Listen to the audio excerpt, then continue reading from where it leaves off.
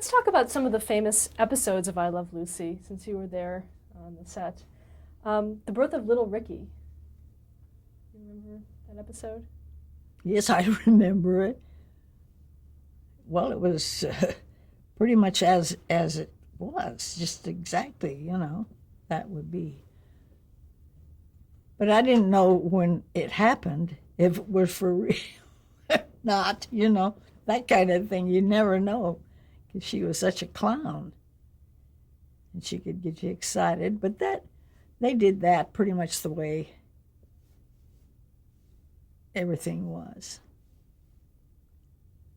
Did you know that it would be little Ricky as opposed to a girl beforehand? No, I didn't. I did not. No, I didn't. But I guess she had an idea that it was. Another classic episode is the Harpo Marx episode. Oh, yes, that was a difficult one. Very difficult. And that was one that I got involved with because I had to make her look like that. But the rehearsing on that was just intense. To do each movement exactly to no difference at all. They just did it exactly the same, like it was a mirror, But that was very tough. How were you involved in that episode? I made Lucy look like what's his Harpo or whatever, but I don't stay in focus or where she could see me or anything to distract them because that's not good. That isn't good. So if there's anything wrong, then I'm there, but not. You want to see it, you can see it, but just not like a. And don't crack a smile. I mean, don't break out in laughter when you're not supposed to. Where did you usually stand during the filming? I didn't stand a lot. I just found a place and parked and kept my eye on what was going on. If there was anything that was a problem, then I could see it. And I could cut the camera. Did you have to do that a lot? Once in a while. Once in a while. Do you remember any specific instances where that happened? No, I don't remember any. It didn't make the cameraman happy, did it? But I had to do it because it was very bad. Another episode was Lucy and Bob Hope. Oh, that was fun. That was in yours? No. It was an I Love Lucy episode. No, but there was another one that she did with Bob where she had the long hair. What was the name of that? Can't think of it now. Another one was Lucy's Italian Movie, the grape stomping episode. Oh, that was hysterical. Absolutely hysterical. Because I had visions of the grapes getting in the hair and the coloring would be instant. The hair absorbs stains berries like anything, just like that. But she kept pretty careful. Was there anything else that was used to avoid it? Did you use a special kind of dye or anything in the grapes so that wouldn't happen? No, they used the grapes as was, just the way they were. But the woman got very excited when they did the thing, and she wasn't supposed to do some of the things she did, was submerge Lucy, and she did that, but just in fighting back when they're horsing around. And Lucy was aware how far in the grape vat she was, and she knew she better not go 1 second more, 1 inch more, and that would be disastrous. So she fought the woman off for real, really, because it just got into it. So did any get in her hair? A little, but then I was able to get it off and right away. And that was another thing that was done at the end so that if it happened, we're all set. But I had another wig, just to slap on. But if we didn't have to use it, that would be great. Another episode is Lucy Does the Tango. That was with the eggs. Oh, the egg show where she had them all in her belly. Oh, that had nothing to do with the hair. She didn't do nothing in the hair, but oh, that was hysterical. And the one where they had all the baby chicks, that was great, just great. And those were ones that were supposed to take place in Connecticut, where and her hairstyle changed. Mm-hmm. Now, what did you have to do with that? How did that change come about? Well, we just decided to look different, that's all, and she agreed. So I gave a sample, and she liked it, and that was it.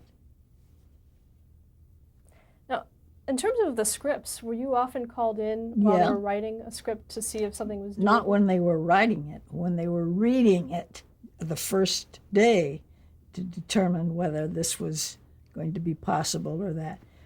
Then she was a Japanese gardener. Do you remember that one? When her hair was like this.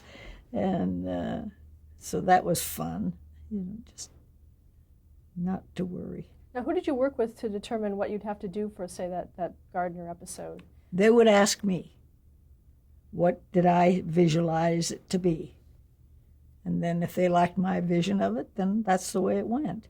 Did you draw it? Yes, I did. Sketch it over. So that was it. Another episode was the Ricardos Dedicate a Statue. That was the last half-hour show of the series. A statue dedication? Yeah, that was the last half-hour show. It was before it went to the Lucille Ball and Desi Arnaz show. Does that have any kind of memory for you? You mean not when her head come out of the table? You don't mean that, do you?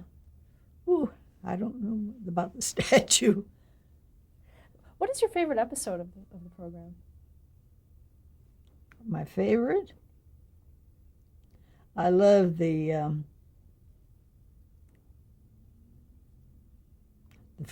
restaurant one. I can't think of his name. He married and went to... See, I was there a moment ago, now it's gone. That's a senior moment. You get them once in a while, just so they don't last forever. Oh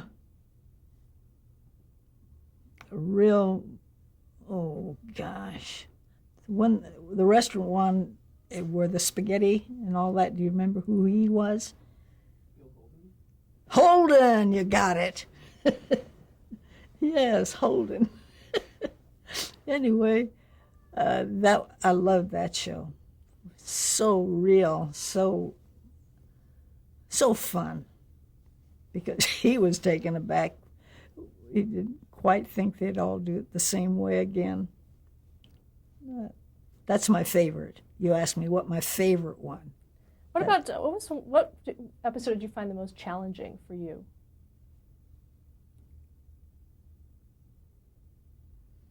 Wouldn't you?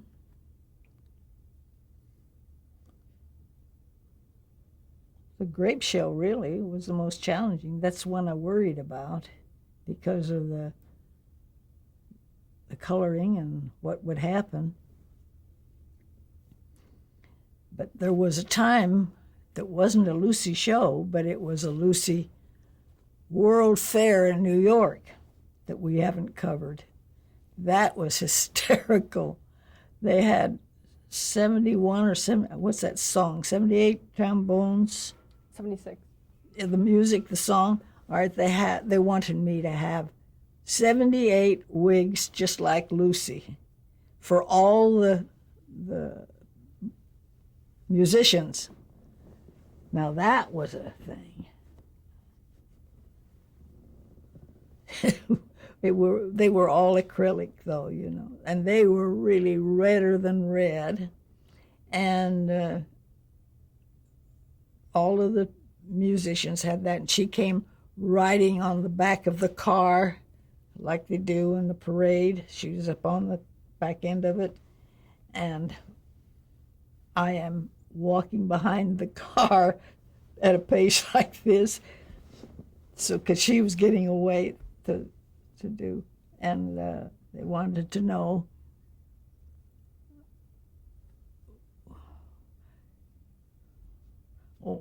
what happens. Is it going to rain? Yes, it's going to rain. What about your wigs and things? I said, we'll just have them get under cover. That's all. Go in a shop or in somewhere and stay out of the rain. And little did I realize that Lucy had a costume dress on that was a lot of green, and she was riding up on the the back of the car, and it started raining almost instantly, very hard, and the green paint was coming down her face from the dye of the costume. And I said, there goes my wig. Goodbye. But we pulled off and sent the driver back to the hotel in New York, where this was on, and whatever it was. He had to go back and get the other wig, and then we waited. I took it off of her right away because it was wet and getting green from the costume. So that was another trial, but it worked out all right. Having had the extra wigs, that's the secret. Now back to Lucy and Desi. After the half-hour series, they went to the Lucille Ball Desi Arnaz show. Mm-hmm. Now, you worked on that as well? Mm-hmm. Now, that show, it didn't last very long, but that was the first time that she used wigs. How did that come about? That she began to use wigs? The Fred McMurray show Yeah. was our first one. Well, that's because she wanted her hair cut. And so we had to try it with a wig. Did that the artichoke cut, and it looked young and perky. I made a different look than I Love Lucy. That was the whole idea, to get a different look. So that was easy. Now, did she not want to use wigs all the time before that? She wanted to use her natural hair? No, she was willing to do it, but the sponsors, the people who invested in the Lucy character, who have comics, who have billboards, who have magazines and all sorts of publicity, has to stay that way because they're released ahead. You can't have her looking one way in person and one way on that. They didn't want that. They wanted Lucy as Lucy. Were you present in 1959 when Lucy and Desi filmed their last Ricardo show, Lucy Meets the Mustache? Oh, yes. What was that like? That was the saddest thing I ever attended. It was very, very testing because I knew they both were having a problem. That was Ernie Kovacs. So what was it like? You ever been with two people that are having trouble and you like them both? That's exactly the feeling it is. Very difficult. Did everyone know it was the last show? Mm-hmm. Everyone on the crew, sure, but I don't know about the audiences. They didn't know it. How did you know? I work with her. That's how I know. She would tell me anything and everything, but I'm not telling you anything and everything. Now, did she ever ask you to respect her confidentiality, or is it just something that... She wouldn't have to ask me.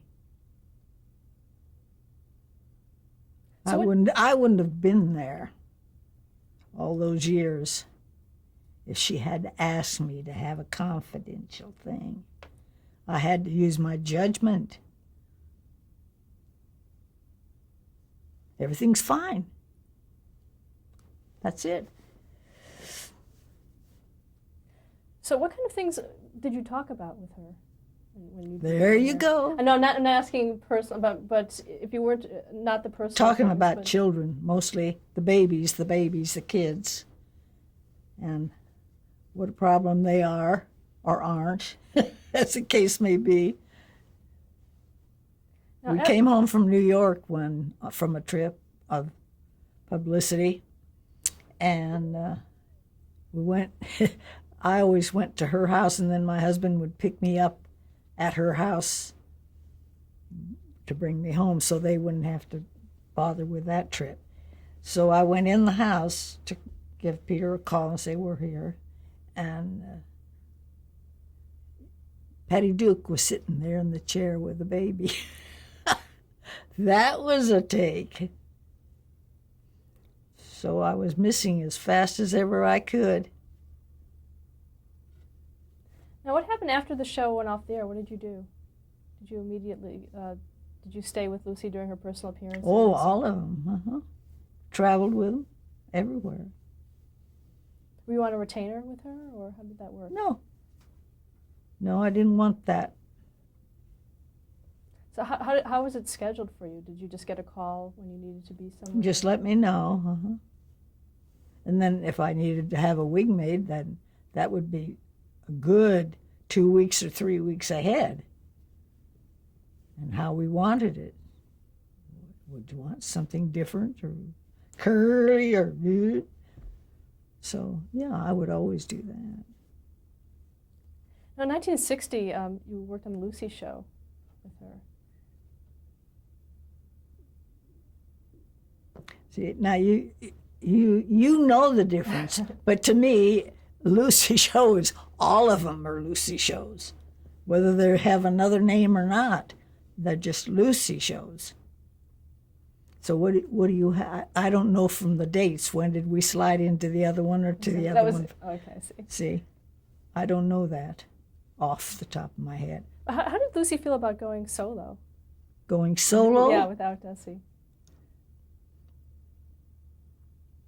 Obviously, all right, because it was working. But he always was helpful. They talked about things on the phone when she'd have a problem with something, and he would come and help.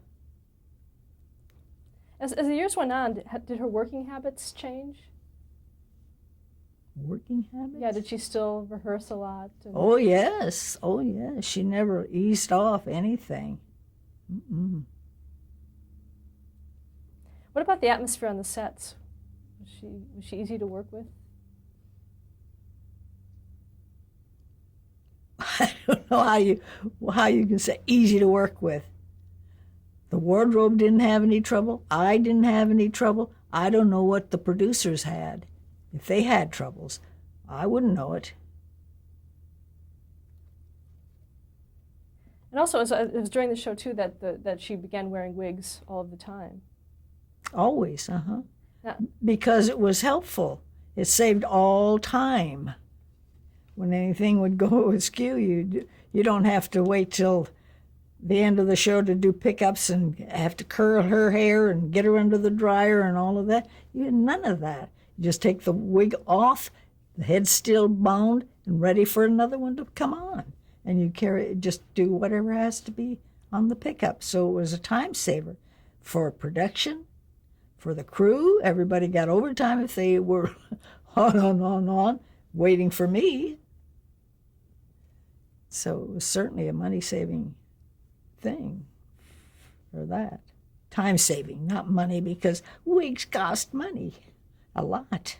Now, did you design all of her wigs? I designed them. Mm-hmm. How involved was Lucy's new husband, Gary Morton? How what? Involved was Lucy's new husband, Gary Morton, in her productions? Well, he was always there, and he was a good listener, and he had a good sense of humor. So if something was funny, he liked it, just like any other person. He was very accommodating in everything. One of the episodes of the Lucy show that is probably the most famous is Lucy and Viv put in a shower. Oh, yes. That was not a wig show. What was your involvement in that? Because it dealt with, her hair getting wet. Yeah, but I say it wasn't a wig show. It was just her hair got wet, and that was it. So that was her natural hair. Yes, Did it have to be cut in a special way since it was different than the wig she was wearing, or? No, that was it. And then you quickly take a towel and give it that Turkish look. How they bend over and wrap the towel around and screw it up and then tuck it up under the back, and it looks like a Turkish turban, the turban look. That's the word I was trying to think of. And talk about working with, did you work at all with Gail Gordon? Yes, he was on those shows. Wonderful, wonderful man. Just wonderful. And he adored Lucy. She could do no wrong. He just loved her always. Okay, then later on for Here's Lucy, there was Marianne Croft. Marianne Croft, yeah. Oh, yeah. Well, she was a very nice gal. Not Marianne. Is her name Marianne Croft? Maybe. There's Mary Jane. Mary Jane, that's what. Anne is not the one. Mary Jane Croft. She was a very, very good gal. And knew her talent. Worked beautifully with anybody.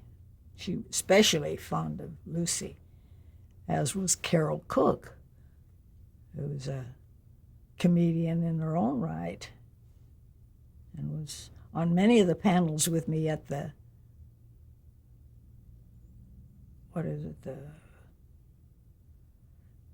fan show. I don't know. What do they call that? The fan club? Yeah, the fan club show, whatever. So Carol Cook was a very good companion with her. What about Carol Burnett? Carol Burnett, oh, I just loved her. They worked well together, always. Did you do? I didn't do Carol Burnett. She had her own girl from her own show, and her name was, I think, Elizabeth.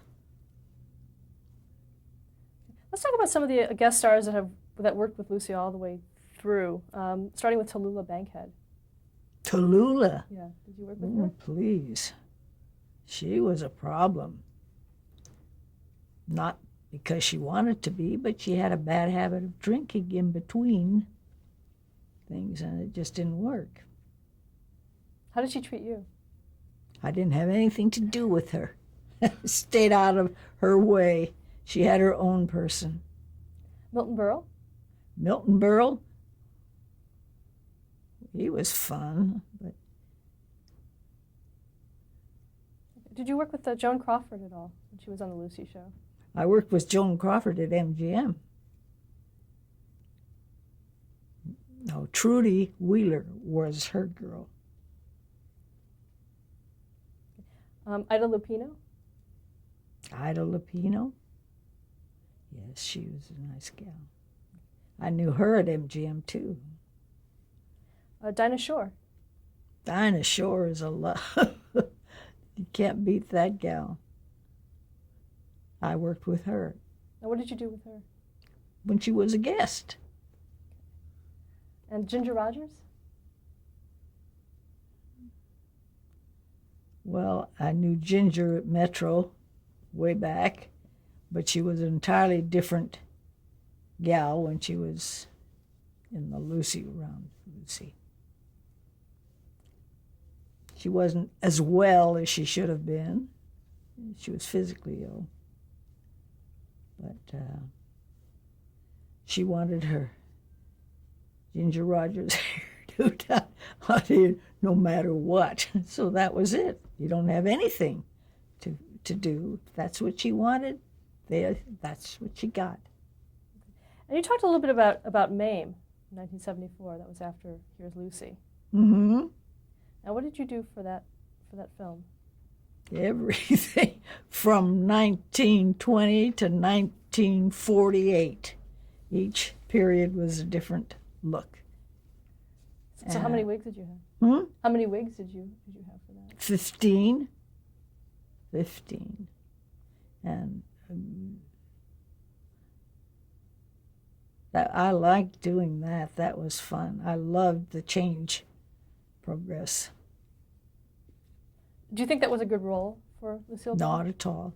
Because I unfortunately had seen Angela Lansbury do it, and I don't think anybody, I don't care who they are, could do it like she did it. As good as she did it, I should say. Not like her, but as good as she did it. It was not Lucy's role at all. And the stone pillow, whew, forget it. Did you work on that with her too?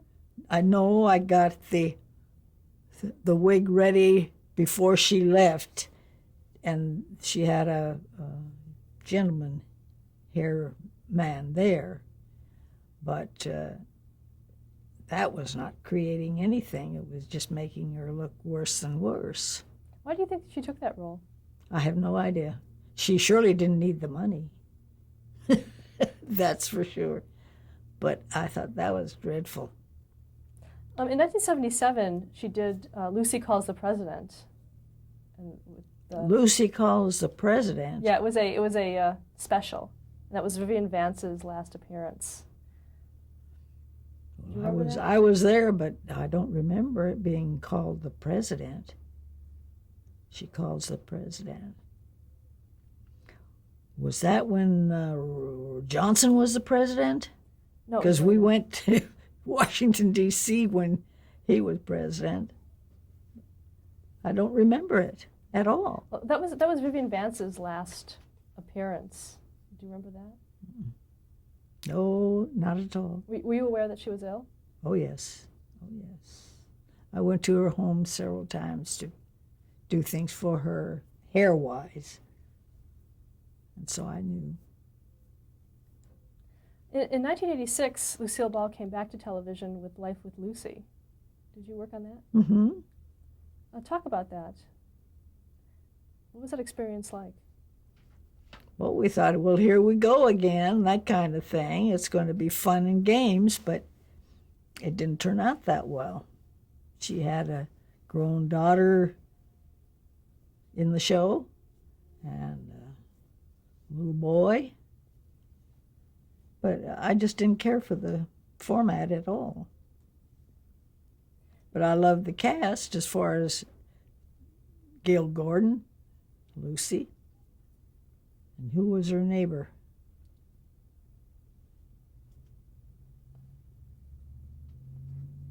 How did you find out the series was canceled?